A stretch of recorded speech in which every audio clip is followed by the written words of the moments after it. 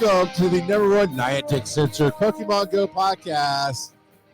I don't know if you even caught that joke there, Joe. Was the music too loud? I heard you. I saw you adjust your headphones. So I'll do it again. Welcome to the number one Niantic censored podcast. I am Charles McFall, and that is at Joseph_Ard. And I am nothing if not deliberate with hammering home bad jokes. So, yeah, man. It's been a week, and we've had some experiences, and I know we got some controversies to talk about. But first, let's talk about what we actually enjoy and why we play the game. And in this particular case, I got some new stuff, and I'm very happy. I got one what's it called once in the wild? Just wild, right in the wild? Clauncher.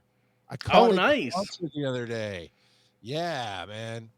Is the first one I've seen. Now I've got another experience to say. Raid Hour was very good to me yesterday because, of course, Raid Hour across the nation hits at different times. So I had a 3-hour Raid Hour last night because I have done the secret to getting invites, which is one rock out of pod. Because even Brian Ebbett asked me tonight, which I knew he had to ask because he's like, "Well, this doesn't make any sense. Did you unfriend me? Because I don't see you on my list." I had to say, "Oh yeah, no, this one rock guy because I'm somewhat gaming the system, right? I want those invites. I want to get up to the front of the list." So, and of course, he laughed at it, whatever. But hey, it works. Yeah, no, it works. I had a 3-hour Raid Hour yesterday. It absolutely works. But what about you, Josh? So you've got your screen popped up here for experiences. I see one special. Well, let's talk about it. Well, that one I actually caught on air last week. I mentioned that I caught a shiny, but I don't think I actually mentioned on the show that it was a shiny Porygon that I nabbed last week. Yeah, no, you're absolutely right. I do remember you saying shiny, but you did not detail it. And then I got a few Dialga. I caught myself a shiny Ammonite as well. Nice. Not a bad week at all. Not a bad week at all. So, yeah, I was trying to catch a bunch of Cranidos as well because gotta love me some Cranidos. I didn't get a shiny one though. Have you gotten? Yeah, you have. I see you have gotten the evolution done. Oh, Rampardos. Yeah, no, I haven't gotten shiny either of anything in the wild. And actually, I'm about to do my shiny search right now to see because I've been using the. Did I tell you I got a shiny Onyx? I don't think that was my so. take on that. 7:30. Oh no, I guess I did it through the timed research. That's it. I told no, I did. I told Squid is a beast, right? Because Squid was hitting us up. That's right. You tweeted it. You tweeted it out. Yeah. Yes, that's where it was. So yeah, during the timed research, of course, our buddy Squid is out there saying, hey, here's where I am and where you guys. It's a great community building thing where he likes to connect through Twitter. And so when normally I use, save my stuff for the show, but I thought it'd be a really cool touch, and it was that. Yeah, when I finished that time research, the Onyx that showed up was a shiny Onyx, so that was very, very cool.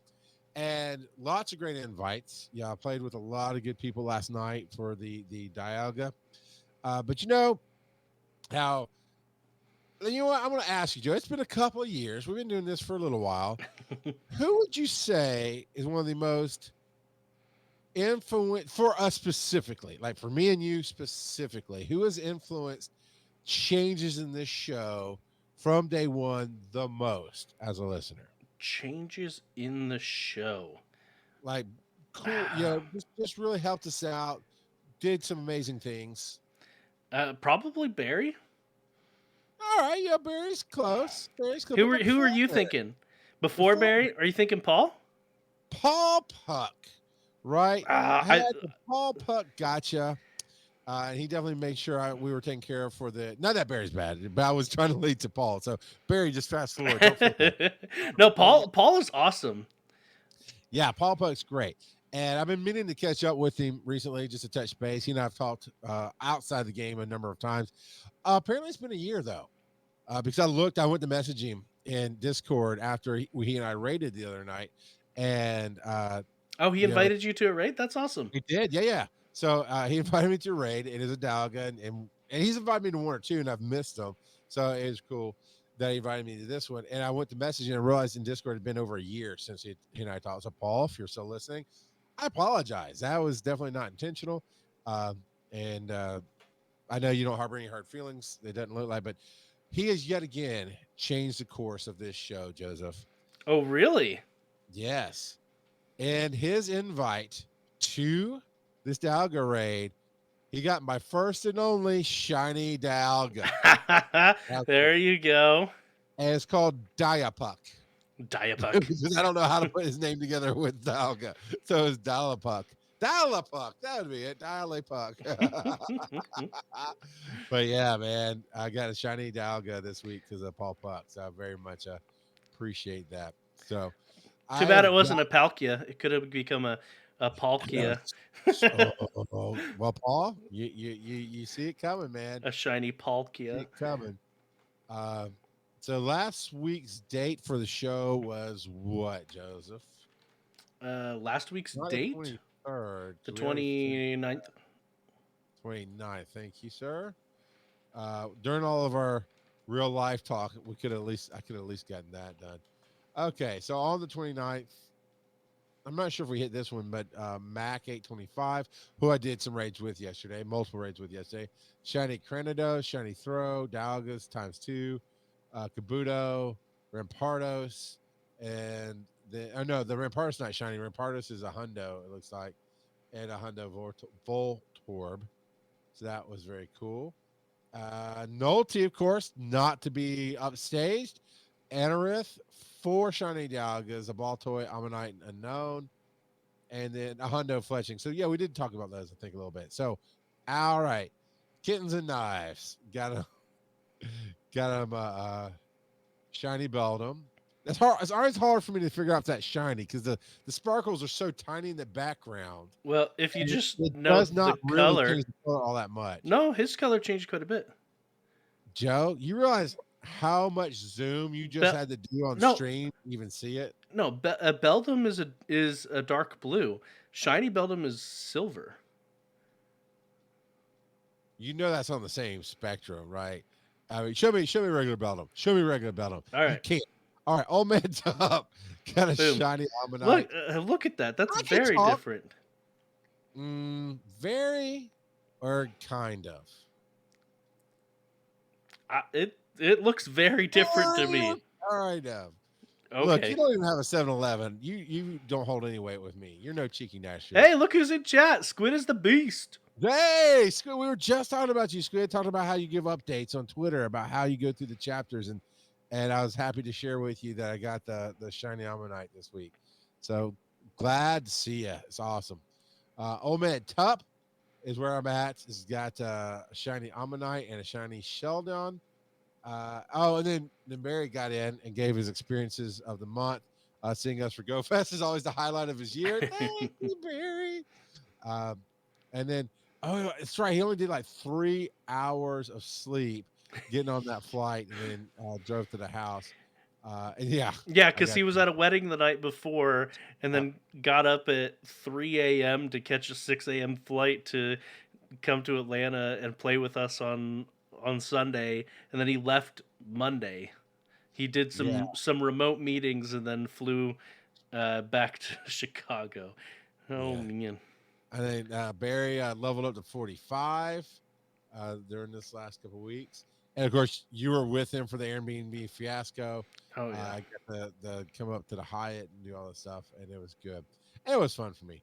Old Man Tup, I'm assuming he caught it, but the picture is where he engaged with a shiny Magnemite, which I thought about shiny checking the other night, and I had other things going on, just didn't do it. I think my favorite part about shiny Magnemite is actually the magnets on the side having the black tips instead of the blue and red. I gotcha. Man, Cliff, leave me alone. I need Sierra. I literally need Sierra. I can finish that old mission of battling the leaders. And I can't seem to get her to show up. Arlo and Cliff keep bugging me. Michael, or Mac, rather. Sorry, Mac. A shiny Ammonite, and then a Hundo Cranidos and a shiny Baltoy. Then we got Kittens and Knives. I just love saying it. I know what it is. I just Kittens and Knives now. I dig it. Shiny Jinx. I could see Meowth pulling a knife in a fight. Just saying. Yeah. Almost Hundo. Oh wait, no, that's a That's a Hundo Pikachu. PvP. That's a good PvP Greninja. Oh yeah. That's why he's showing off. Yeah, a near perfect for Great League Froakie. So Why does it say Greninja on the because show? Froakie, That's not Greninja, but it says Greninja, so I'm gonna go away and say for Greninja. No. So you're supposed to. It's if you evolve it to Greninja and you power it up, it's near perfect for PvP for Great League. It's the Okay, number. that's what it's saying. It's the number 2 best IVs for Great Who League does number if you 2 evolve. work for? Hallowed Dr. Rob. Evil. Yes. Hallowed Robin has Shiny Meowth, Dialga, Goldeen, wow, Whismer. and Lillipup. Nolte, I love it. Every time somebody posts a shiny in the chat, Nolte's like, slam. I'm not going to be undone. You guys, Porygon and Cranidos. That's a pretty slow week for Nolte. It is. Only 2, Nolte? Only 2. And it's not even summertime for you. Come on, man. Get it together. Their winter is still like 80 degrees Celsius or some crazy temperature. Well, and basically every living thing there is trying to kill him down in Australia. So we can bless the rains in Africa, but screw those guys in Australia. They're going to die. Between forest fires, the sun just hating them, and everything trying to kill them, I don't even understand why you're there anymore. And you can probably say the same for Georgia, but, we are what we are, right? So I know we kind of buzzed through that fairly quickly because we have a couple big segments coming up that I wanted to get to. So let's do the first one. So, Joe, you had a really good discussion question last week. If Niantic makes another Pokemon Go exclusive Pokemon like the Meltan, Melmetal, what should it look like? And Dualium TV says, how about Covidus? Looks like a giant Corona cell, which of course be fire poison type, fire because of the fever, poison because of COVID. 400 candies. You're an idiot. 400 candies. You can evolve it to Go Delta. You Delta Pokemon. We need one more Go exclusive Pokemon. Vaccinion. The vaccine Pokemon would be ground type, which would make it 4 times effective against Covidus, Go Delta. And Mac 825 says, I'll back Dooley with this option. I'm not a fan of exclusive things. How does Covidus work? Does it just show up in your bag? Or do you actually have to try and get it? The sad fact about Vaccinion is only about half the population will want it, so it'll have almost no trade value. Oh man. Joe, man. What that was and we actually had a comment in Discord as well. Yeah, we did. So Coach Kev, him and I both forgot that this already existed, but I thought it was a wonderful idea if it didn't already exist. Is that it would be awesome if Pokemon Go had Rotom cell phone form. But this Rotom phone form was introduced in Sword and Shield. So, but yeah, no, that would be an awesome idea that they should bring into the game anyway. But there's a Rotom cell phone. Yeah, there's I posted that link there, and that was really cool. Yeah, no, it's in the game. It's Sword and Shield. It was introduced. So, gotcha. So what is yours, Joe? Oh man, so we've got Meltan and Melmetal, who are based on kind of a sentient nut, I guess, if you will, like a bolt, a nut. And so going along those lines, I could see. You want Almond Joy to sponsor the game? Huh? You want Almond Joy to sponsor the game? Oh yeah, that'd be yummy. Well, clearly they need a screwdriver so that Niantic can screw us over again. I mean, nothing, Charles, nothing out of you, not even a chuckle. You gotta work harder, man. Come on. No, I mean, I kind of actually agree with Mac in the fact that not a fan of exclusive things. Like Meltan and Melmetal, it was neat because of the shock value. They just started popping up. Granted, when they first popped up in Pokemon Go, they all turned into Ditto. But Yeah, that was glitch. yeah, Oh my god. well, it wasn't glitch. It was intentional, kind of as Oh, a that's right. as a Because it was promotional thing. trick just to promote it. Yeah, which is that was the worst. Yeah, and that's actually not the only Pokemon that they've teased us with that when it was out just turned into Ditto. They actually did that with Kecleon briefly in I think it was New Zealand and maybe Australia as well. Um, Kecleon is still not in the game, and that was a couple of years ago that they did that. And so, yeah, um, I don't know.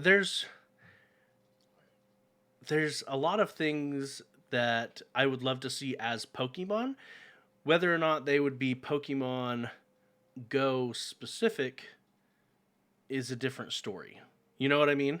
Like, I would love to see a real Red Panda Pokemon instead of the Red Panda plushie that we got. Because Yeah, Red Pandas are my favorite Pokemon or my favorite animal, and I really don't care for the Red Panda Pokemon that they put into the game. But yeah, yeah. yeah, there's plenty of animals that I would love to see put into the game. There's plenty of really, really weird real world animals that would make excellent Pokemon. What do you think? You know, you've got things like drift balloon, so and cling and clang or clink and clank or whatever it is. I don't know that they're caring about real world animals as much as you are. But for me, I want to go full on sell your soul out commercialism because kids these days don't know who Grimace is. I want Grimace in the game as an exclusive to Pokemon Go. I could catch him, and his candies are in the shape of Big Macs. Right? That's what I want to see in the game.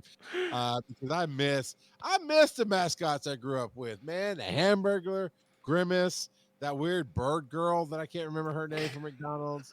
You know, um, yeah. That's other than that. I mean, it's I just I can't even wrap my mind around how they pick what they pick sometimes. So that's where I would go. Well, and a lot of times they go with mythology rather than real, like actual real world to real world things, which is fine. That makes it interesting and creative. Um, but yeah, Yeah, now I'm having to do the Purge Pokemon Go edition right now because I think I said this to you personally not that long ago. It was like, why do I, the filthy casual, have 500 freaking Pokemon in my bag? I'm not really on PvP, so I know to keep if I'm gonna keep some stuff, it'll be 1,000 and above. But really, it just because it looks cool doesn't mean I really need to keep it. Shinies, yeah. I'm gonna like my shinies, and you can trade those, and they have a good trade value and those kind of things. But it's whew, I don't know, man. I don't know why I'm doing it. So I'm doing the Pokemon Purge tonight and going through and just cutting things out of my bag because I don't have any use for 500 Pokemon. As I say that, Joe, I'm going to ask you that question before we go into the next segment. How many Pokemon do you have permanently living in your bag? I mean, permanently is a relative term because I could just go through and candy a bunch of But them. they're not, but you're But not. but I currently have over 3K Pokemon in my bag. Why? What are you going to do with So that? how much bag space do you have? 550.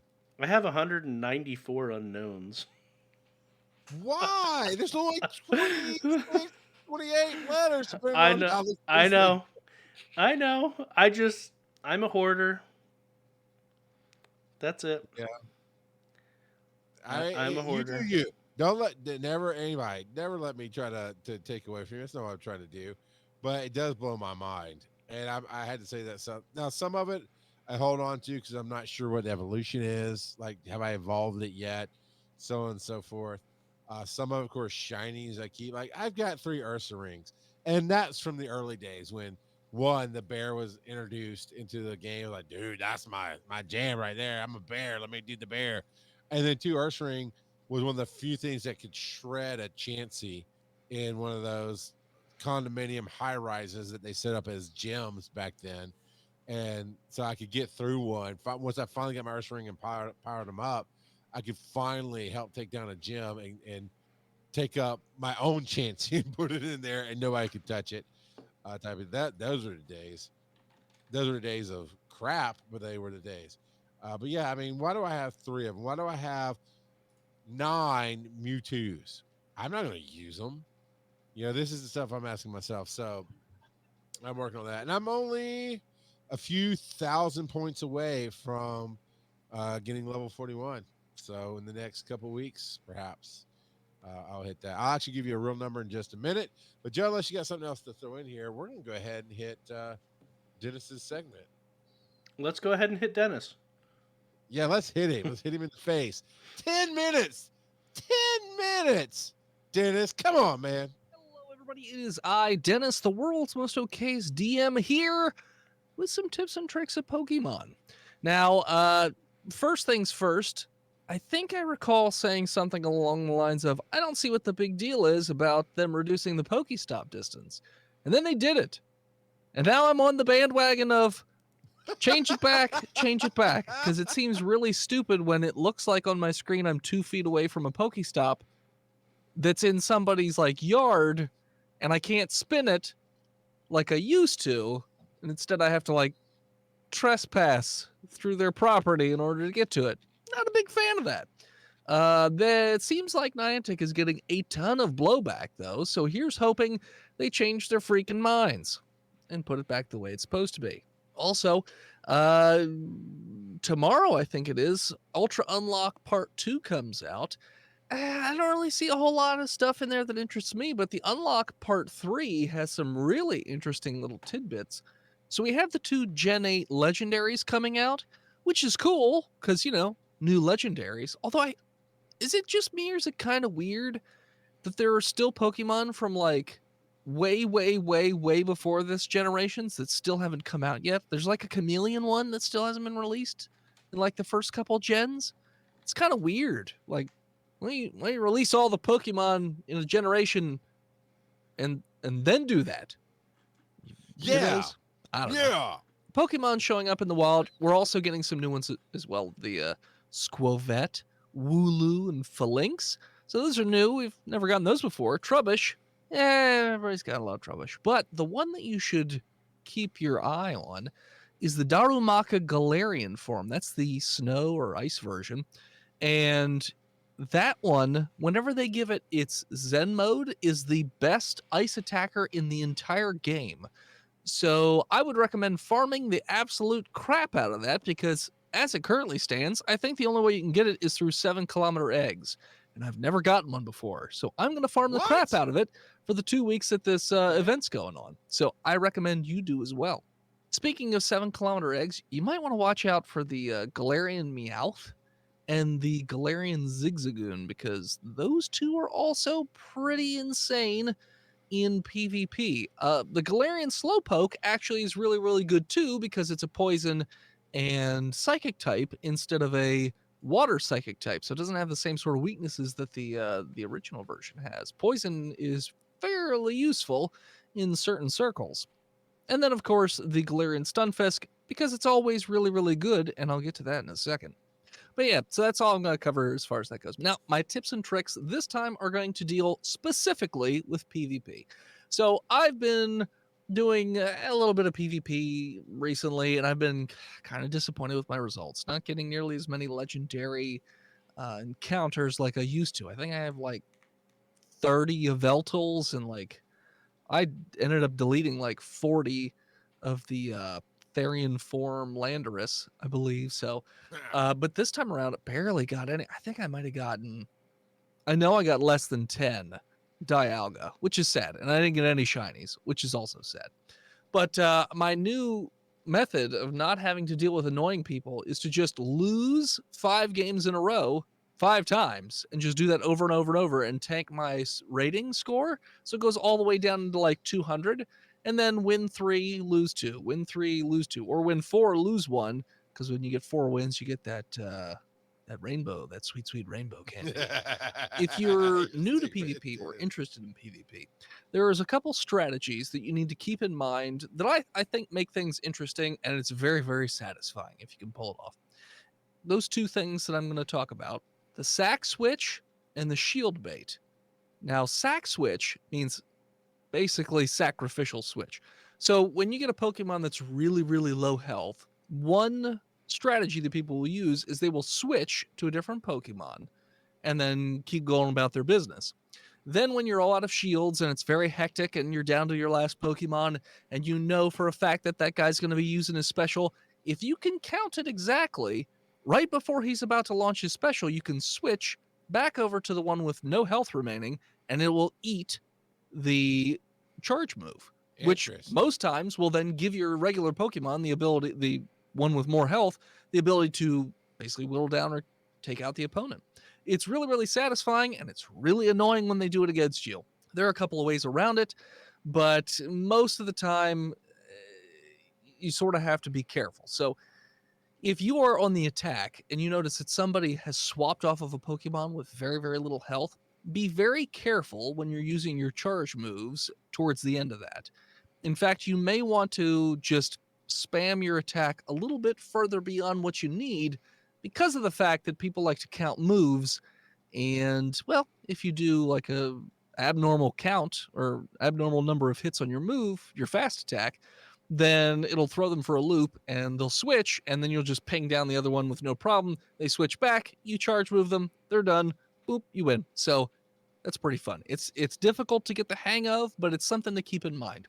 The other thing I want to talk about is shield baiting. Shield baiting it comes in a couple different forms. So shield baiting is when you're fighting somebody else and, you're trying to bait out their shields. The whole point is you want to get to a shield advantage. Right. So let's say, for instance, it's Dialga of the opponent, and I have a Galarian Stunfisk. Now, if you are interested in doing PvP, I highly recommend getting 2 charge moves instead of just 1. It gives your Pokemon a lot more sort of flexibility in a fight. Also a bit of range as well. So my Galarian Stunfisk uses Mudshot as the fast attack because it charges things like crazy. And then the charged moves, I have Rock Slide and Earthquake. Now, against a Dialga, Earthquake is your better move. It's a nuke, so it's going to deal a ton of damage, but also Dialga is weak to ground attacks, so it's going to take a lot of damage. But let's just say we're just starting off the fight. So everybody's got 2 shields. What I will do, because what I want to do is bait out that shield, Rock Slide charges much, much quicker, but doesn't do any damage. So what I do is I use my fast attack until I get to the point where Earthquake is usable, and then I use Rock Slide instead. Now you might be thinking, why would you do that?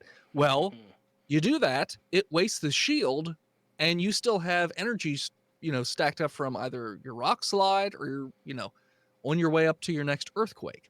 So you can then mess around with it again. My favorite thing is, and this happens all the time. So again, let's use the Dialga instance. So starting off the fight, everybody's got both shields. Cool beans. All right. Doing my fast attack, get up to Earthquake, hit the Rock Slide. They shield it. It turns blue to indicate to them it is a not very effective move. So then I start using my fast attack again. Get to Earthquake. This time I use the Earthquake.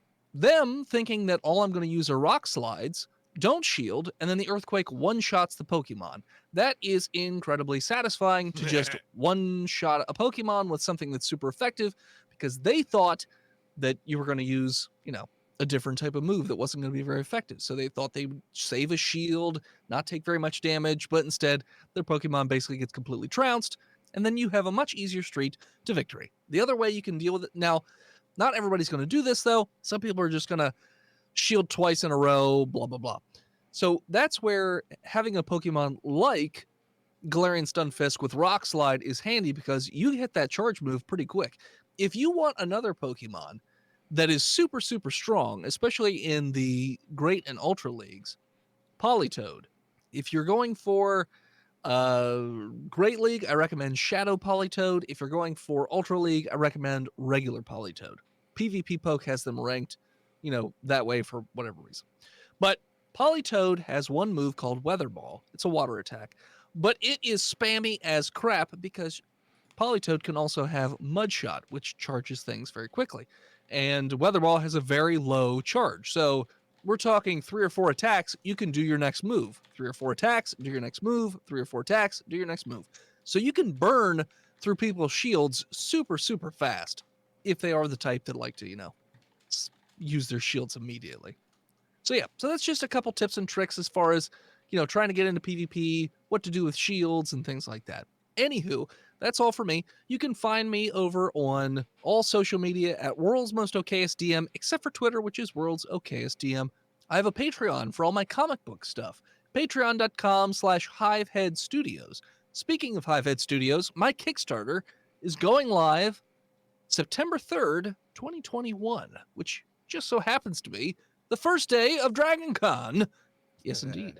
If you happen to be at DragonCon and you're going to be a backer of the Kickstarter, come and find me on one of the many, many, many panels I'm doing, and I will give you a free sticker, and we'll take a picture together that I'll post online. But if you're not going to DragonCon, you can go to hiveheadstudios.com, and that will redirect you to the Kickstarter sort of preview page for right now, so you can sign up for a reminder, so that way when the Kickstarter does go live, you'll be notified. When the Kickstarter goes live, I'm going to change the redirect over to the actual Kickstarter page, so you could just keep using the same link. Also, I do another weird, crazy podcast called Botched, a D&D podcast. It is definitely not safe for work, and it's definitely more adult-oriented. We will be doing our live show at DragonCon, and we've got a big, big surprise for anybody who attends. So thanks to everybody. Back to the show. Take care. Bye-bye. Trust me, some of those surprises you don't want.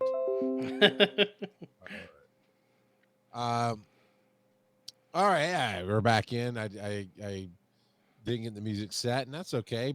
Mike on the podcast, Mike will talk about Patreon for us, and here on the live show, we're just going to keep on keeping on. I guess we could have ran a commercial on that, but we didn't. What are you fighting against? What is that Pokemon that you just defeated? Unpheasant? Yeah, something like that. I can't remember, to be honest. I don't know. I've heard of that one. That's cool. All right, Joe. So one of the generic flying type Pokemon section that we got into is a community open letter to Niantic. While you battle that out, I'll TLDR. This is on the Self Road. This is actually posted by user Louis MD, LEWYMD. Pokemoners. He's part of the group Pokemoners Bournemouth Pool, I think, which sounds like Australian areas. I don't know. This post is making collaboration with several YouTubers, news organizations, and other Pokemon Go talent. Not this talent.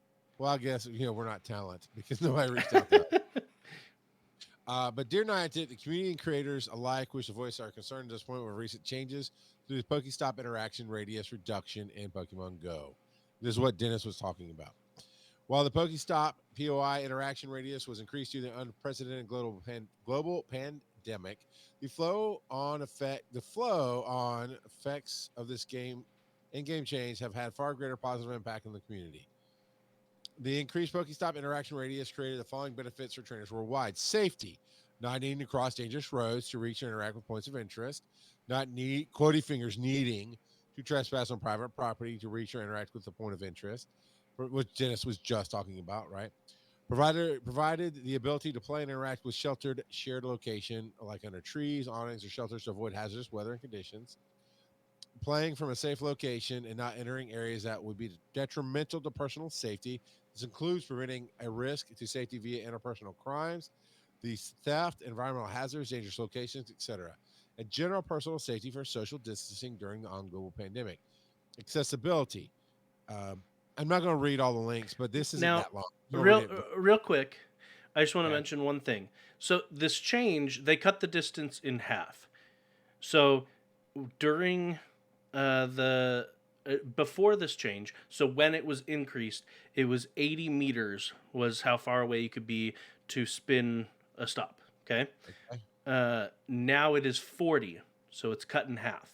So just to put some actual numbers on it, what we're talking about here is that is the distance. Before they expanded it, what was the distance? Was it It 40? was 40. Yeah. Okay.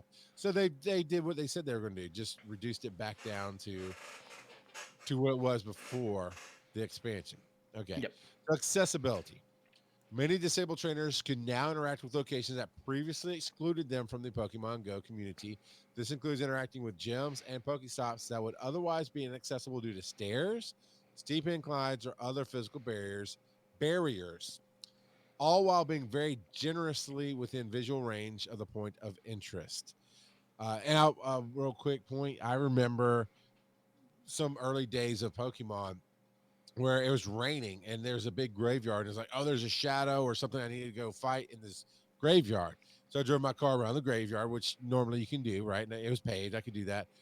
But I was so far away on the paved path that I had to get out of my car in the rain, walk across, and it wasn't clearly marked. So I didn't know if I was being disrespectful and stepping on graves or if I was walking on an appropriate walking path. But it was uncomfortable and it was raining just to catch that one thing.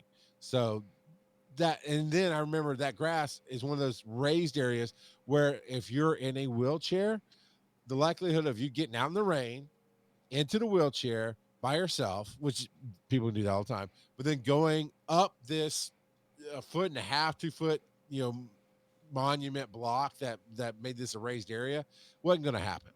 So I get that. Going back to the letter. Trainers with autism and sensory conditions could engage with the community from a more accommodating distance, allowing them to play with the community but not be overwhelmed by large crowds or triggering locations. And trainers with young children or in a position of care can more safely interact with points of interest while maintaining a safe environment for those in their care. I actually have done that too with my kids. I went to a raid battle and kept them with me, but kept an eye on them while we're doing it, where I could have just stayed at the car with my kids at that particular moment. All right, respect. This is back to the letter. Respect. Greater courtesy and respect to non-trainers in the community by way of not crowding or blocking entry to businesses, private property, playgrounds, emergency services, places of worship, or memorials. And let me tell you, when they say emergency services, they're talking fire stations and EMS stations. I see it in my area all the time. One of the Pokestops that I almost never play, unless my gotcha spins it, is at the fire station at Station 8 in Rockdale County, because it's literally in the exit of where the fire trucks have to come out. And if I were to pull into the civilian area where I could park my car, you can't reach, even with the expansion, you could not really reach the Pokestop. It's in a very, very weird space. So finishing up the letter here. With how diverse and unique members of the Pokemon community are, this is likely only a small handful of examples of the way in which the increased interaction radius helped us enjoy the game to a greater extent. As mentioned in the November 19th, 2020 blog update for Pokemon Go, trainers were given the impression that this increased Pokestop interaction radius would be made permanent, with the quote here. Some of these changes will remain implemented for the foreseeable future, such as the ability to raid remotely, change to the Go Battle League, and the increased distance at which you can spend photo discs at gyms and Pokestops. End quote. The removal of this feature will and is impacting the community in countless negative ways. One of the three pillars of Niantic's core philosophy are, as communicated by the founder of CEO John Hanke, is exploration.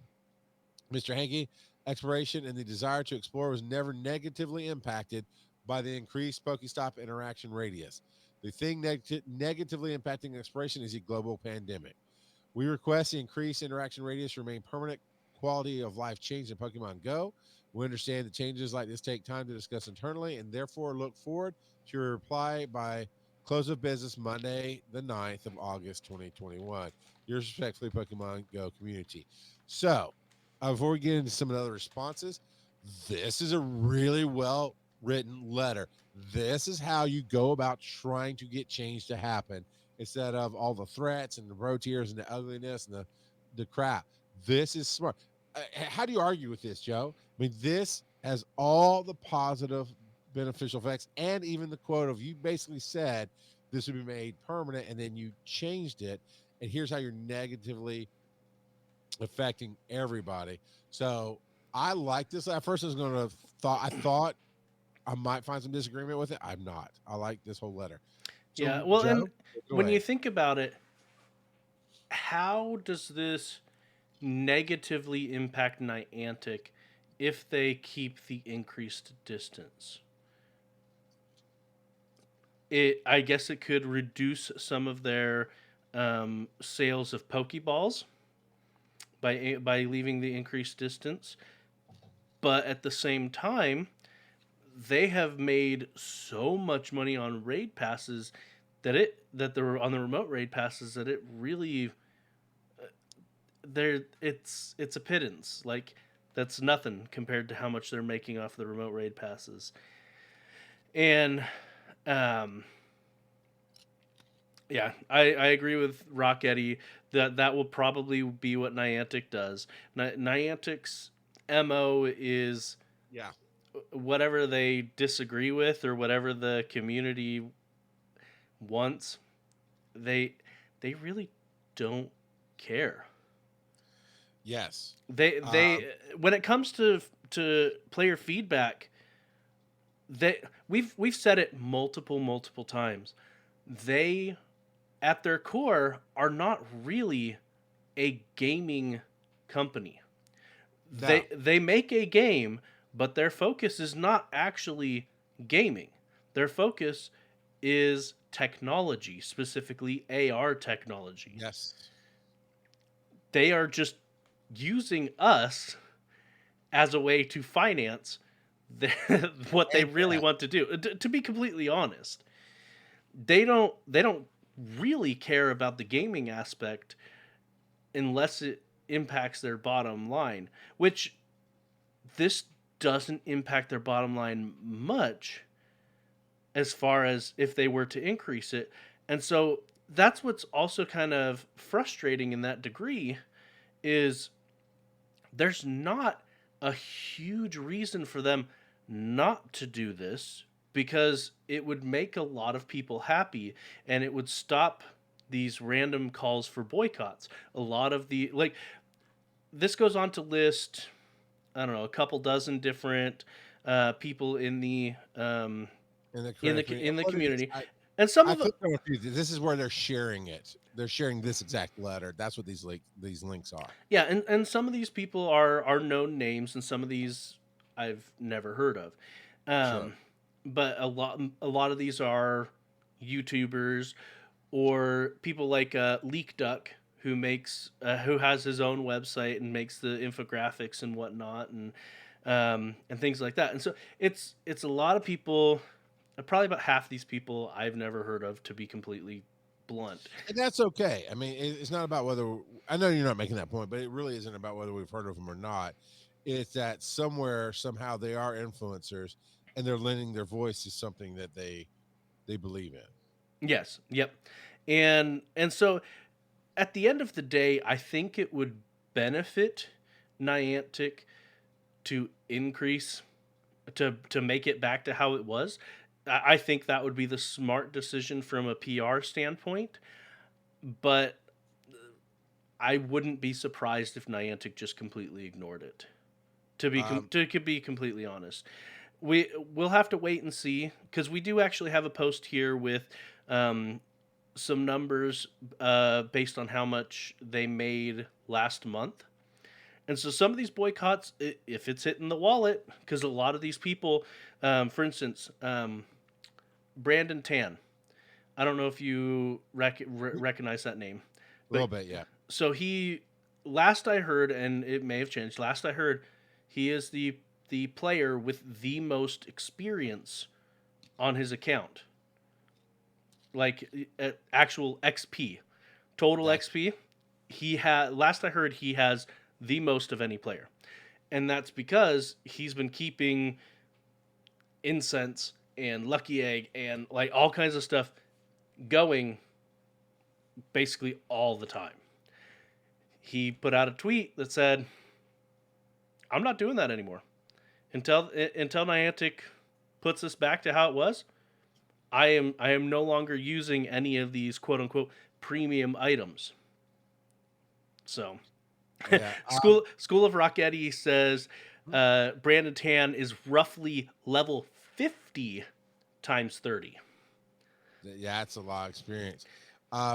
Now, before we get into your boycotts, something I want to be very, very clear about, because that's my thing, is clarity, and words mean things. Because I see here, and this is on a Self-Road official Reddit page, Manimal the Mod says, we do not typically allow boycott posts or petitions, but due to the scale and impact of this, we're making an exception. This is at the bottom of the letter. This is the first pinned response because it's the mod, right? Sticky comment, rather. So this is off that letter I just read. Please keep the discussion civil. If you see any disrespectful comments, please report them and move on. And the reason I want to talk about that is this is not a boycott or petition at all. A petition is asking you to sign and lend your voice to something.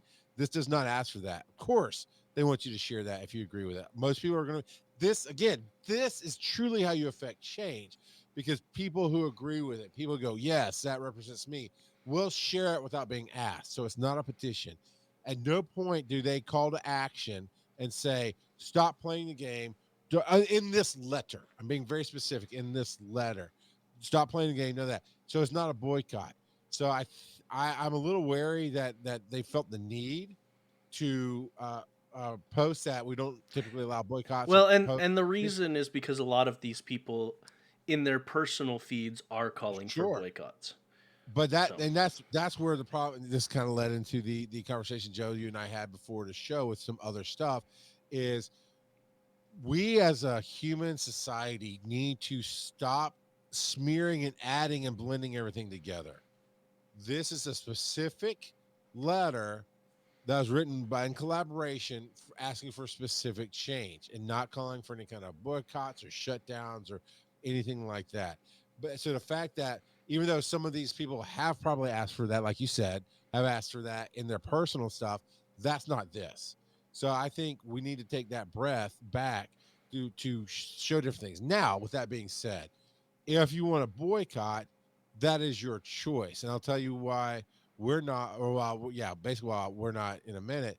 I'll speak for Joe a little bit too. But School of Rocketti says they don't want to hear our opinions. They're making so much money, our opinions don't matter. And the players in my community have been boycotting the game for the past week. This is Rocketti. I haven't played in 6 days, which I know is a lot for him. And that can also bring change. I am not against a boycott. What I am going to say is corporations like Niantic have a very false sense of truth. And that false sense of truth is if we say we're sorry, or if we just quotey fingers give in and expand this back, we're admitting we did wrong. And now that's going to open us up to lawsuits. And now that's going to be admittance of guilt. And now that's going to mean everybody in the community is always going to yell at us to get whatever they want. They add so much to it. Well, and there's a degree of pride there too. And there's a degree of pride. And none of it's right.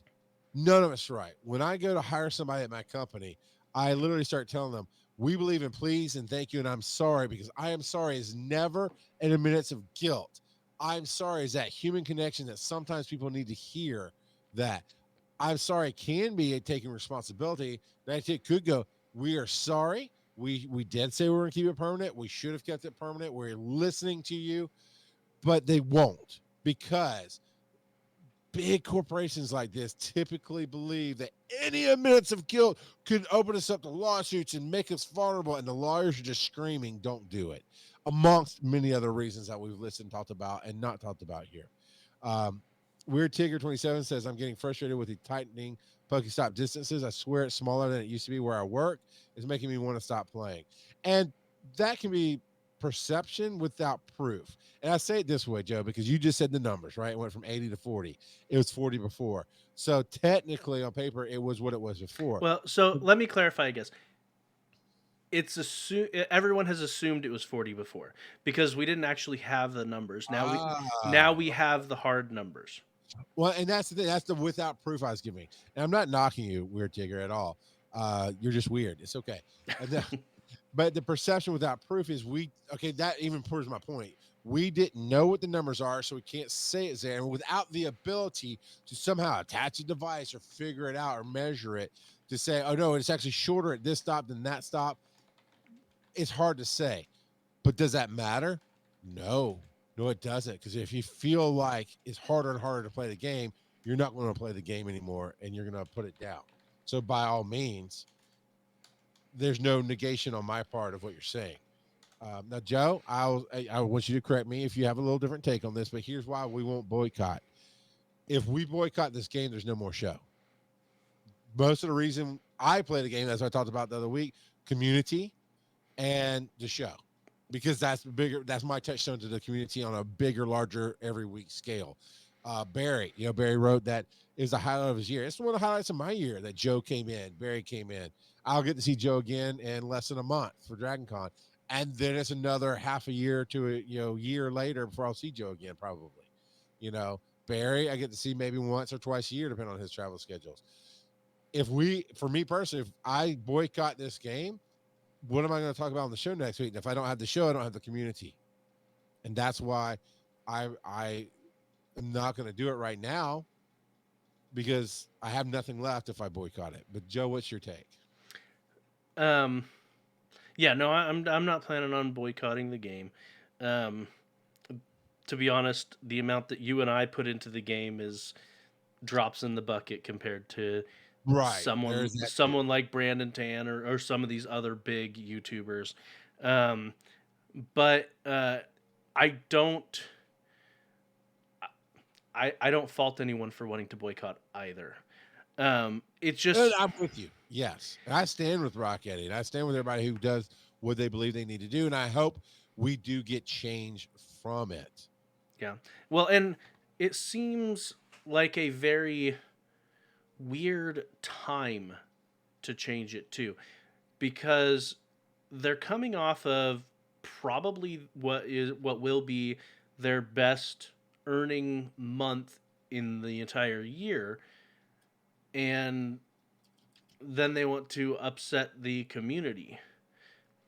And so it, like, obviously they don't, their goal likely isn't upsetting the community, but they had to have realized there was going to be backlash. I mean, people were already talking about basically all of this ever since they said we've known for a few weeks that they were planning on getting rid of this.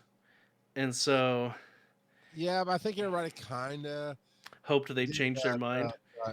Held out hope that they're not going to do that. That can't happen. You'll be honest with you, kind of like when COVID first started, and people were like, "Wait a minute, what's going on here?" And the whispers and the things of shutdowns and lockdowns and isolation started coming around. They were like, "Nah, it can't. That never will happen." And then it did, right? Not that these are equal, but it is a similar mentality there. And now here's something else. Weird Tigger. This is what I want to throw out to our community. So this is our discussion of the week, if you don't mind, Joe. Yeah, go for it. Weird Tigger says, I won't stop listening. I still listen to the instance, and I stopped playing WoW about 2 years ago. And I think there's a lot of people who tune in, not necessarily because it's Pokemon Go, but because of you and I and how we talk about things. So the discussion of the week is, if Joe and I didn't talk about Pokemon Go every week on this show, because it's called Pokemon GO Podcast, I mean, he and I could talk about all kind of stuff, but I'm asking you as a listener, and Joe, I'm asking you specifically, and I'll bring an answer. What would we discuss in its place? I mean, I'm not getting in touch rebranding or calling it something different. I'm just talking about in general. If you tune in to hear Joe and I hang out and talk, what is it that would get your interest? So that's my discussion of the week there. Okay, so how I'm going to phrase this on the Discord, and correct me if this isn't how you want it. Yeah. So, if we added more topics to the show besides Pokemon Go, what would you like us to discuss? All right. No, not even add more topics. If we boycotted the game and stopped talking Pokemon, what topics would you tune in and listen to? I don't know. Maybe you're right. Maybe I'm overcomplicating it. So, Mr. Tambourine 19 says a really good point here. I think the community was just hoping for a response. Either yay or nay would have been nice, which we are still Monday. I mean, as of this recording, it's Thursday the 5th. So according to the letter, they're hoping for a response. at the close of business on Monday, which would probably be Joe and I both are Eastern time. So for us, that'd be 8, 9 o'clock ish, because Niantic's out in California. For the rest of the world, it's obviously different depending on your time zones. But when you say close of business and you're asking for a response, it has to be, in my opinion, based on the close of business for that company's location. Um, I think we're all are hoping, and let's be real, this could break the game. It, it could. It's not that they changed the distance. Oh, surely, distance isn't going to change the game. It's not that. It's that the community's been pushed to the brink of having enough.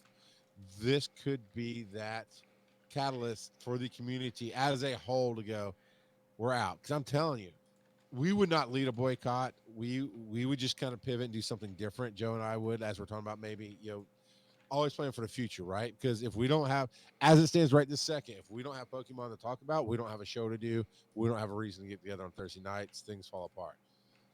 But the community as a whole could be like, there's tons of other games to go play.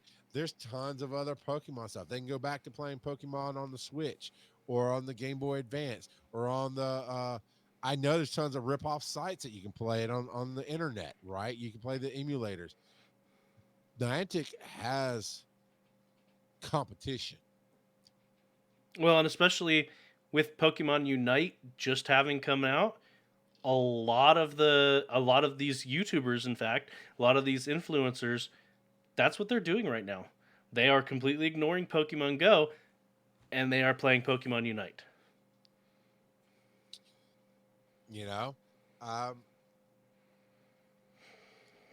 We'll figure it out. I mean, for the show, we'll figure it out. For the game, Niantic needs to figure that out. Yeah, I mean, you have to figure that out for yourself. Is this going to stop you playing? And I have not experienced. No, that's not true. I did experience it some. I didn't put two and two together till right now. But I've got the gotcha right, and I'm using it, and I noticed. What's today? Thursday. So I'm not sure when this kicked in. So me, I am the filthy casual. I don't pay attention to everything. So it could have been it just started today. It could have been started last Sunday. I don't know. But I have noticed sometime this week in that peripheral going, I figured I'd have more Pokeballs by now because I turned it on and I drove to work. And then I drove around here and I drove around there. So I guess I am starting to see personally the effect of the changes, because my Pokeballs are still sitting at 16, and that's what it was this morning when I turned on my gotcha. And I drive past a good half dozen to a dozen Pokestops that normally it would have spun for me, and I would have had double or triple that by the time I got to work.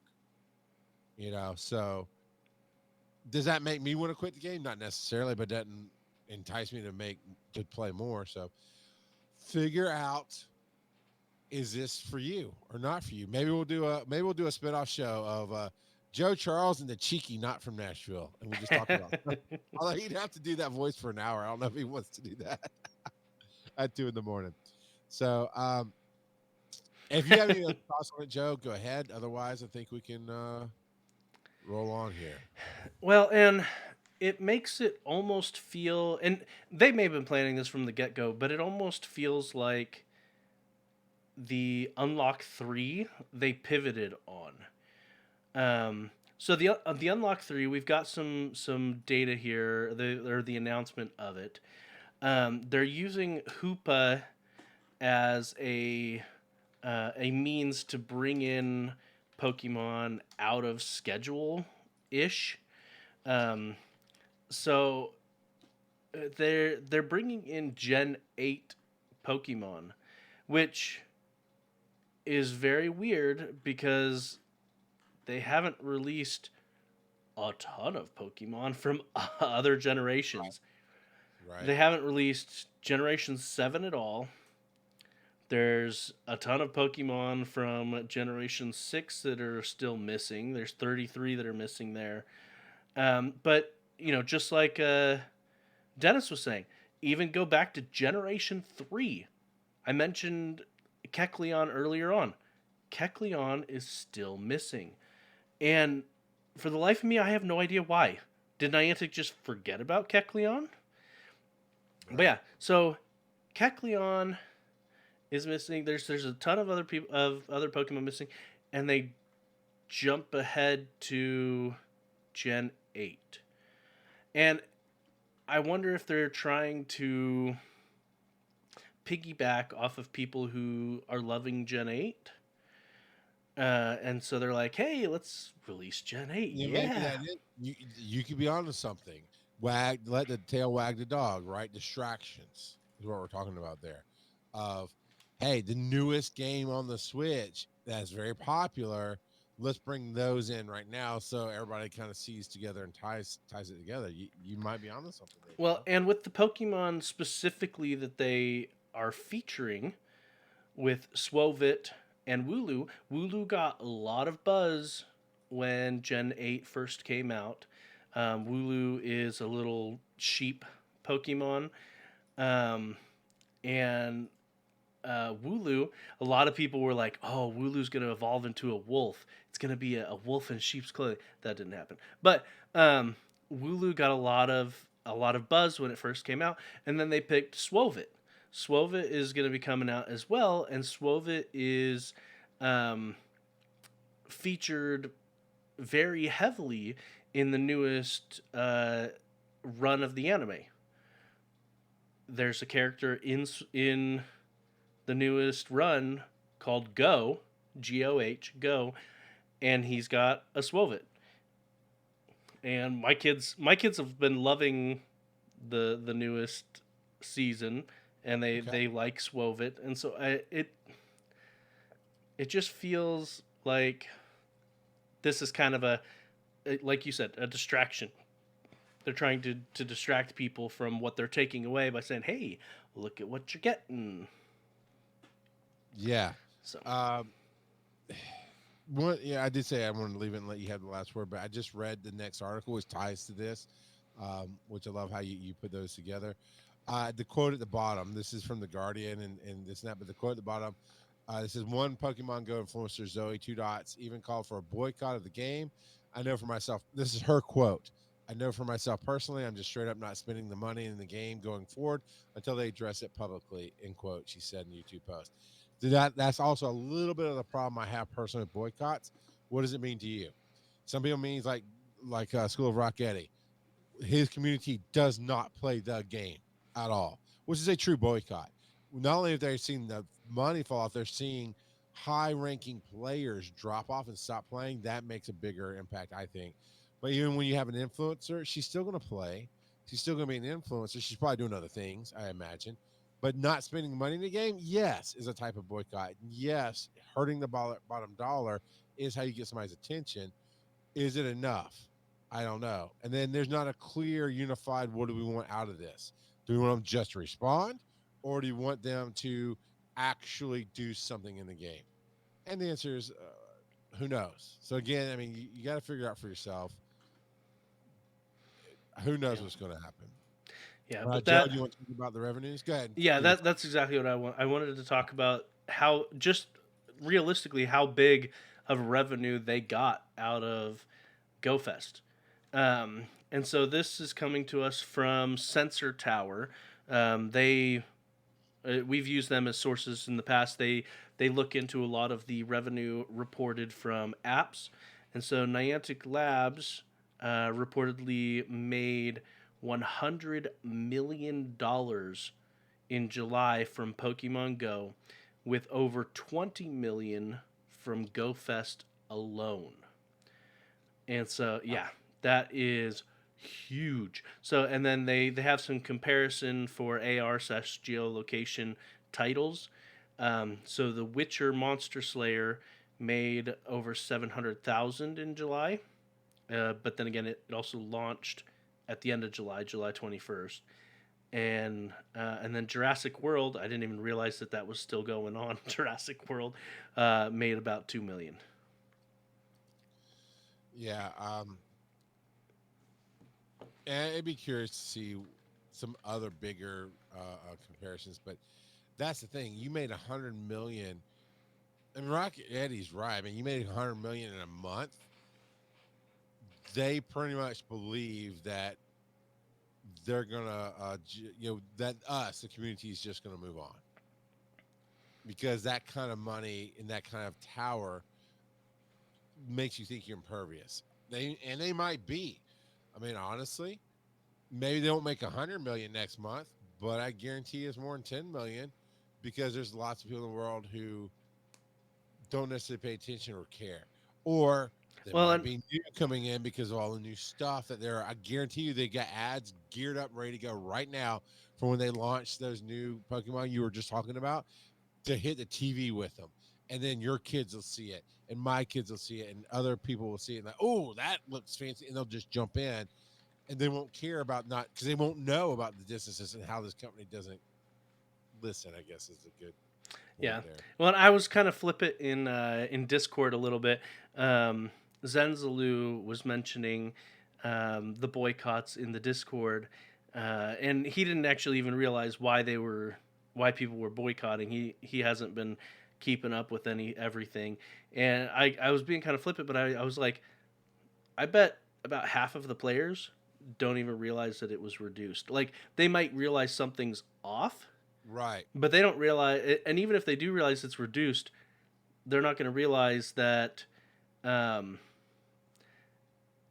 that there's a boycott even going on. And like I would wager the amount of people that know that the boycott is even going on, maybe a third of the players, maybe. And I think that's generous. The beauty of it, right? That's the beauty of it. Now we talk about those things. We're helping spread the word. We're educating. We're giving opinions. But the real beauty of it is, if your game doesn't feel like fun, it doesn't matter if the main community or influencers are boycotting and people don't know about it. People are gonna go, I thought this would be cool because I can get these ones for Pokemon Shield and Sword, but it's really too much work and no fun. Because let me be honest, the people that are gonna come in because of Zacian and the others that you named, and even Zamazenta. yeah, Zelda Senta, whatever. Uh, uh, they're not gonna care about the hardcore playing. They're gonna be the me's of the world, like, ooh, that looked cool. Let me jump in, and yeah, they might dump in some money right now to get the extra balls, whatever. But they're not going to be the long-term people. The people that carry this game are the hardcore players, the Terry Wolves of the world, the Nolties, the School of Rockettes, right? And the influencers. These are the hardcore people that carry the game forward. And if they have changed the tone of how they do it, and they change how they want to do it, man, dude, even having this discussion, I'm sad now. This that's the title of the show. I'm sad now because I'm excited about all new stuff. Normally, these kind of announcements, I'm hyped, man. Look at all this cool new stuff. Look at the Power Ranger ponies that are coming. Look at Power Ranger right? ponies. Look at all the. That's me, right? That's the thing. And I'm just like, it's not because there's a boycott and take it away. No, it's because the truth is, I can't just be hype. I can't just have fun. It's all of a sudden, now there's some serious crap going on, and will this change the game enough for me? No, because I stick with it because of the community and the show. And until the community, you watching live on twitch.tv/Pokemon Go Podcast, you listening on the podcast, anchor.fm/Pokemon Go Podcast, you are why I'm here. And again, we asked that question: what would you listen to? What would you want to discuss? Geekdom, what's not niche? Nostalgia fandom. We can still talk Pokemon. Joe could take me from Generation 1 and educate the crap out of me on the games. I could rent them or play a little bit, give some newbie feedback. I mean, there's all kinds of stuff we could do, even just in this genre of Pokemon. I want to be fun. That's what I want. I want to have fun. I want to be fun. And this kind of behavior on the part of the game takes the fun away from me. Yeah, in general, I don't really like getting mixed up in controversies. And it's not really controversy. Well, in it's bad drama, behavior, really. Yeah.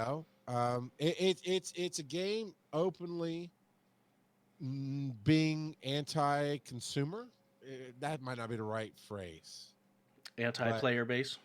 yeah, we do have one high point. It's not all sad news. Brian Ibbett, and I don't think he discovered it. I think he shared it for something else, but Brian Ibbett shared it with us today. It's brilliant. Joe, since you had to talk a lot about the bad stuff, why don't you share the fun moment here? Yeah, so I'm sure that a lot of people are already doing this. But one thing that his community has started doing when they're organizing raids is having people post their game name and saying that they're in on the raid, and then you can just take those game names, separate them with commas, and use that as your search, so that when you're looking for friends to invite to raids, you just copy paste, boom, there's the people that you're inviting to the game. And so if I to show that here on the Discord, you can do the same thing, or on the Discord, on the stream, you can do that with the with your friends list.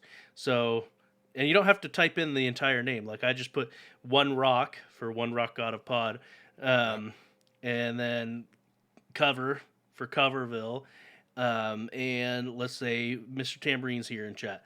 So Mr. Tam, and bam, done. There's 3 people. They're there, and you can do that same thing when you're trying to invite people to raids.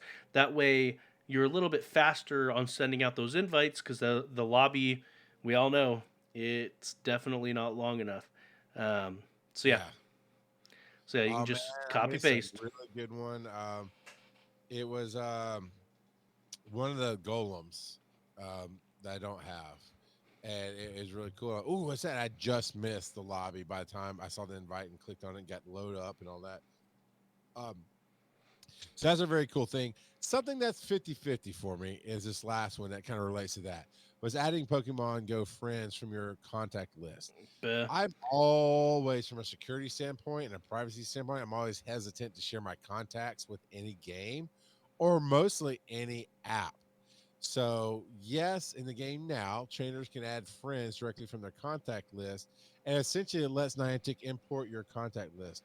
Let me tell you, Yeah, I said no to that right away when it popped up, because it's too easy because what they're doing is building a list, and there's nothing wrong with that, but they're literally building a contact list off of your submitted contacts because you're willingly giving it to them. Is there anything wrong with that? No, but it's a marketing thing, and that makes more money for them. They can sell those lists legally. They can sell those contact lists. They can't necessarily do certain things like just invite people to the game without you hitting the button. I'm not saying they're doing this maliciously. I am saying, especially when it's a company that does not listen to the community on how to play. And I'm not saying little throwing fits, but when that letter says it all. The letter was great. Was a company that proves that they're a little nose blind, like they can't smell the trash in the room, and they're a little blind, where they can't really pay attention and act like things are there. I don't really trust that kind of company with my data as much as they want it, if that makes sense. Oh yeah, no, for basically every app that I go into, I reduce privileges all the time. I go into the app settings, and I'm like, no, yeah, you don't need that. Especially like people, the apps that want to know your location. Like with Pokemon Go, I do have it set to where it can get my information whenever, because they use it for the adventure sync. But for most apps like Google Maps and stuff like that, like you can only know my location when I'm using the app. Yeah. Yeah, and that's actually becoming more and more standard. I've only letting it remember for certain times, making things ask, and I get that. I want to say normally we're like, yeah, speak pipe. We'd love to hear your voices. I do appreciate that you and the community didn't load us down with a ton of speak pipes saying the same thing, because there's only so much that can be said about being upset. We are with you. But next week, by all means, tell us what you're thinking about actually doing. Are you actually like Rocketti? Are you actually stopping the game? Are you stop spending money? Are you considering maybe now putting down the game because it just that perception changed? Tell us what you want to do personally,